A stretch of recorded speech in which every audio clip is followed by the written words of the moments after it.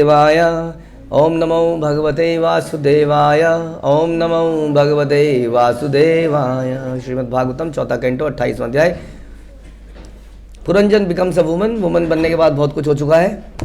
हाँ, अब क्या चल रहा है इस वक्त कि वो अब सती होने के लिए तैयार है एकदम। तत्र पूर्वतरः कंचित सखा ब्राह्मण आत्मवान सात्वयन वल्गुना सामना तामह रुदंति प्रभो। हे राजा, एक ब्राह्मण जो राजा पुरंजन का पुराना मित्र था उस स्थान पर आया। राजा पुरंजन कहाँ है? हाँ, वही कन्या, जो अब कन्या है, जो अब सती होने जा रही है, उसका पुराना पुरंजन का पिछले जन्म का मित्र वो आया वहां पर और रानी को मधुर शब्दों से सांत्वना देने लगा। बताइए, जंगल के अंदर ऐसे भयानक जगह पर अचानक से कहाँ से आ गया? हाँ, ऐसा होता है क्या? कभी ऐसा होता है? कभी कभी कब हुआ ऐसा बताइए? और कब कब ऐसा हुआ दुनिया में? ध्रुव महाराज जा रहे थे जंगल में, अचानक से नारद जी आ गए। बताइए, आए कि नहीं? तो ये कैसे हमारे जीवन में गुरु आते हैं? भगवान भेजते हैं, क्योंकि वो क्या है? वो साक्षी हैं। और क्या है? वो हमारे मित्र हैं, परम मित्र। वो भेजते हैं उनको, जाओ ज़रा, मेरा एक वो जीव है बहुत परेशान है, तुम जाके उसको समझाओ कि जीवन का पर्पस कुछ और है, तुम क्यों इतना दुखी हो रहे हो। तो ऐसे ही ये ब्राह्मण यहाँ पर आ जाता है। राजा पुरंजन का पुराना मित्र था और रानी को मधुर शब्दों से सांत्वना देने लगा। पुराने मित्र का ब्राह्मण रूप में प्रकट होना अत्यंत महत्वपूर्ण है। परमात्मा रूप में कृष्ण सबके पुराने सखा हैं। वैदिक आदेशों के अनुसार कृष्ण जीव के पास बैठे रहते हैं। इसको श्रुति मंत्र द्वा सुपूर्ण सयुजा सखाया। भगवान प्रत्येक जीव के हृदय में सुहृद रूप में स्थित हैं। भगवान सदैव इच्छुक हैं कि जीव उनके पास आए। वो साक्षी के रूप में जीव के पास बैठकर भगवान समस्त भौतिक सुखों का भोगने का अवसर भी देते हैं। अवसर भी देते हैं। लाइक पेरेंट्स चाहते हैं कि बच्चा प्रहलाद बने, लेकिन बच्चे के सिम्टम हिरण्यकशिपु के हैं। तो पेरेंट फिर भी देते हैं कुछ ले चल ले, फिर धीरे से प्रहलाद की फोटो दिखाते हैं, ऐसा बन जाना प्लीज, कर ले प्लीज। लेकिन बच्चे फिर हिरण्यकशिपु के काम करते हैं, मार पीट लड़ाई झगड़ा। और पेरेंट्स क्या चाहते हैं? प्रहलाद बने। उसका भला किसमें है? प्रहलाद बनने में, हिरण्यकशिपु बनने में? प्रहलाद बनने में। लेकिन वो समझ नहीं आता है, बार बार उसको समझा रहे हैं, फिर भी साधनों का अवसर देते हैं, वंचित नहीं रखते। कहते हैं क्या पता इसको खा के, इसको पी के थक जाए और बोले समझ में आ गया। हाँ, लेकिन अभी तक समझ में आया नहीं है, इसलिए सुख भोगने की चांस भी देते हैं कि नहीं? हाँ, आपको बर्थडे पे केवल कृष्ण भावनामृत गिफ्ट मिलते हैं?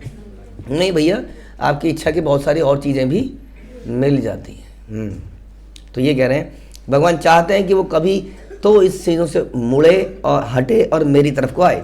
जब कोई अपने गुरु के संदेश का अनुगमन करने के लिए उद्यत रहता है तो उसका यह संकल्प भगवान के दर्शन करने के समान होता है। समझ में आया? How can you see God? क्या बोला इन प्रभुपाद ने? जब हम गुरु के संदेश का अनुगमन करने के लिए तत्पर रहते हैं, दृढ़ संकल्प रहते हैं। हाँ, यतंति ही दृढ़वता। क्या है यतन?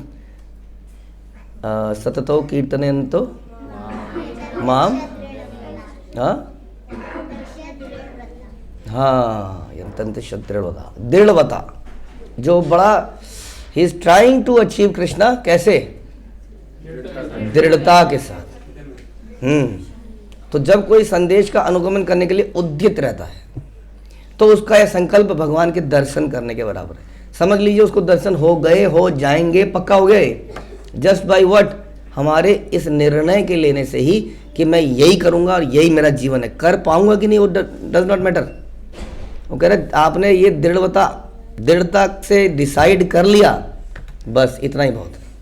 जैसा कि पहले कहा गया कि इसका अर्थ है कि गुरु के आदेश से भगवान से भेंट यह वाणी सेवा कहलाती है। हाँ, विश्वनाथ चक्रवर्ती ठाकुर क्या कहते हैं? व्यवसाय आत्मिका बुद्धि एक कुरुनंदन। श्लोक की टीका करते हुए कहते हैं कि मनुष्य को चाहिए गुरु के वचनों की सेवा करे। समझ में आया? व्यवसाय आत्मिका बुद्धि एका गुरुनंदन का मतलब ये होता है कि हमारी बुद्धि केवल एक ही तरफ को लगनी चाहिए। एक ही तरफ को। कौन सी तरफ है वो? हाँ, कि कैसे, how can I follow the instructions of गुरु। बस श्लोक की टीका करते हुए कहते हैं कि मनुष्य को चाहिए कि गुरु की वचनों की सेवा करे। वचनों की सेवा सुना है आपने कभी? वचनों की सेवा करे। शिष्य को चाहिए कि जो गुरु आज्ञा दे उस पर दृढ़ रहे, इसी दिशा में चलकर भगवान का दर्शन करता है। हाँ, क्योंकि उस व्यक्ति के पास साक्षात भगवान नहीं आए, वैदर्भी के पास कौन आए? गुरु आए। भेजे किसने? भगवान ने। अब वो कहेगा नहीं भगवान क्यों नहीं आए, प्लीज सेंड हिम। मैं यहाँ इतना परेशान हूँ फिर भी भगवान को समय नहीं मिलाने का। हाँ, एरोगेंट व्यक्ति इस प्रकार से बात करता है और इस बात को अप्रिशिएट ही नहीं करता कभी कि गुरु भी तो भगवान है। वो कहानी सुनिए ना आपने, एक आदमी डूब रहा था। हाँ, और डूबते डूबते लोग आए उसके पास कि भैया चलो गांव से निकलो। इसने कहा नहीं, आज अगर भगवान है तो वही मुझे लेने आएंगे। हाँ, ये साबित हो जाने दो कि भगवान दुनिया में है। अगर मैं मर गया तो इसका मतलब भगवान नहीं है। फिर और क्या हुआ? झोपड़ी में पूरा पानी भर गया, वो झोपड़ी की छत पे चला गया। फिर एक नाविक आया, गांव में सब लोग निकल चुके थे। एक नाविक आया, ढूंढ रहा था लोगों को, कोई है कोई है। उन्होंने कहा भैया चलो, क्या कर रहे हो, अभी थोड़ी देर में पानी इसके भी ऊपर चला जाएगा। ये नहीं, अगर भगवान है तो आएंगे। फिर थोड़ी देर बाद झोपड़ी के ऊपर पानी आ गया और किस तरह सर्वाइव कर रहा था ऐसे ऐसे। तभी वहाँ से कौन आए? भगवान, हनुमान। अच्छा नहीं, तभी वहाँ से हेलीकॉप्टर आया, उसने रस्सी डाली, भैया आ जाओ ऊपर आ जाओ।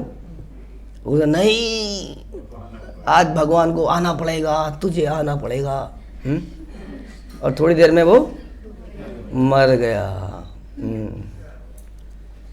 वो कच्चा खा गया। उसके बाद वो मर गया। और जब मरने के बाद ये क्वेश्चन आया और ही आस्क्ड कि भगवान क्यों नहीं आए, पहले मैं जानना चाहता हूँ। जब मैं उनके लिए वेट कर रहा था और मैं मर गया उनके लिए, तो भगवान क्यों नहीं आए? तो क्या जवाब आया? हाँ, तो हमारे जैसा कोई होगा तो शायद उसने पहले एक थप्पड़ मारा होगा जोर से, तो बेवकूफ़। हाँ, तो उन्होंने ही भेजा था। हाँ, पहले उन्होंने उसको भेजा, फिर उन्होंने उसको भेजा, फिर उन्होंने उसको भेजा। लेकिन तू निठल्ला है, कामचोर है, आलसी है, अनग्रेटफुल है, कृतज्ञ है। हाँ, दैट काइंड ऑफ पर्सन। इसलिए तू मरेगा, सड़ेगा। ये हमारी प्रॉब्लम है।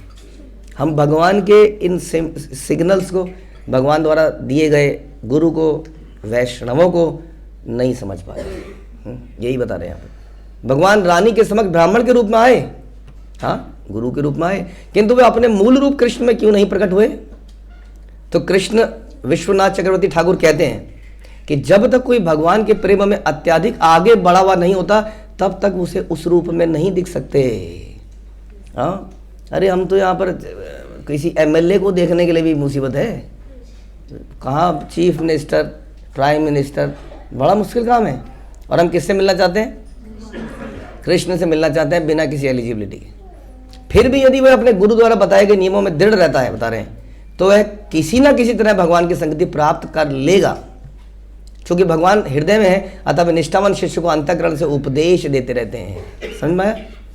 इसलिए हम तेषाम सततयुक्तायाम भजताम प्रीतिपूर्वक। जो निरंतर मेरी भक्ति करते हैं, मेरी पूजा करते हैं, तो मैं क्या देता हूँ उनको? मैं उनको पैसा देता हूँ, बुद्धि देता हूँ, ताकि मैं फर्स्ट आ सकूँ।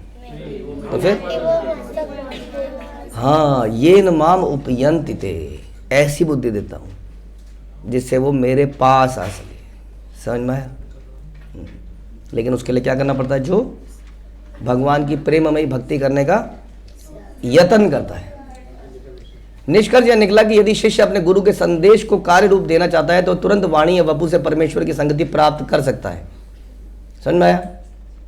मरने की जरूरत नहीं है उसको, वो पहले ही, क्योंकि वो वाणी जो गुरु की वाणी है वास्तव में किसकी वाणी है?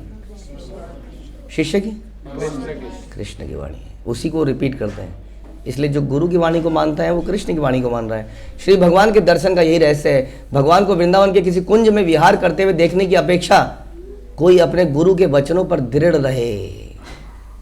नहीं तो अगर भगवान को देखना है तो कलयुग में एक ऑप्शन है, वो है रात को आपको निधिवन जाना होगा। रात को अगर आप निधिवन जाएंगे तो there you can see Krishna. पता आपको? नहीं पता? किसी ने तो कोशिश की? हाँ, नहीं देखना चाहते हैं?